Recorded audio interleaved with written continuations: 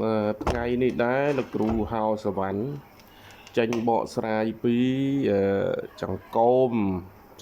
នេះគេហៅជាកូមឆារវ័នណាជាកូមកពើយើងប្រើ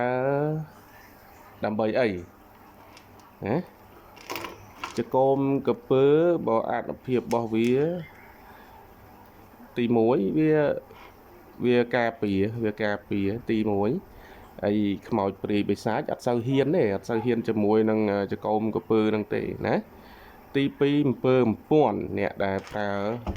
អំពើមុនខ្មៅអីមានចកូមកពើវាការពារបានច្រើនណាខាងអំពើខាងពាន់នៅក្នុងអីបុរាណ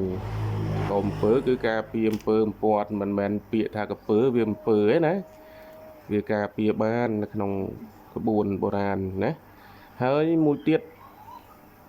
ចាស់ខាងគេប្រើថ្នាំគេដោះឲ្យក្មេងផឹកក្តៅខ្លួនអីហ្នឹងគេដោះដើម្បីឲ្យក្មេងផឹកវាត្រជាក់ជុំហើយវាផឹកទៅវាបាត់ក្តៅខ្លួនអីចឹងឬក៏ក្មេងយប់អីក៏គេយកចកូមកពើហ្នឹងមកពាក់ដែរហ្នឹងវាចឹងតាមជំនឿរៀងខ្លួនចឹងប៉ុន្តែដោយឡែកចកូមមួយនេះខ្ញុំបានពីគ្រូកពើមកគាត់ចែកឲ្យដល់គាត់ឲ្យទៅមិត្តភក្តិគាត់2នាក់ហើយប៉ុន្តែនៅអត់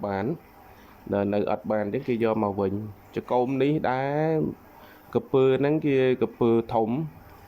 ពើហ្នឹងប្រហែលជាទម្ងន់7-500 គីឡូកពើ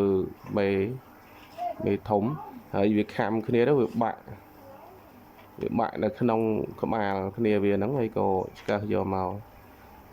ហើយគាត់មាននិស្ស័យជាមួយនឹងលោកគ្រូហៅសវណ្ណក៏ជូនលោកគ្រូដើម្បីជាអនុស្សាវរីយ៍ហើយពើនេះធំណាស់ចកូមនេះធំណាហើយធ្លាប់មានភូតហេតុមួយដែរគ្រូហៅសវណ្ណទៅ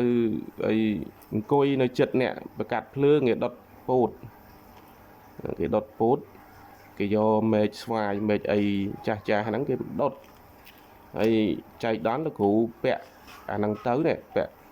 ចកូមពើហ្នឹងបតោងហ្នឹងថ្ងៃហ្នឹងពាក់ចកូមទៅក៏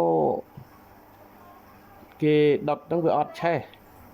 ហើយគាត់ចេះយកមែកចាស់យកមកដុតអញ្ចឹងណាហើយក៏អត់ឆេះហើយឆ្ងល់ហើយលោកគ្រូក៏អត់ចាប់អារម្មណ៍ដែរលោកគ្រូហៅសវណ្ណគាត់នឹងងើបចេញពីពំនួកភ្លើងហ្នឹងបន្តិចវាឆាបឆេះវល់ណាដល់អញ្ចឹងគាត់នោះគាត់ថា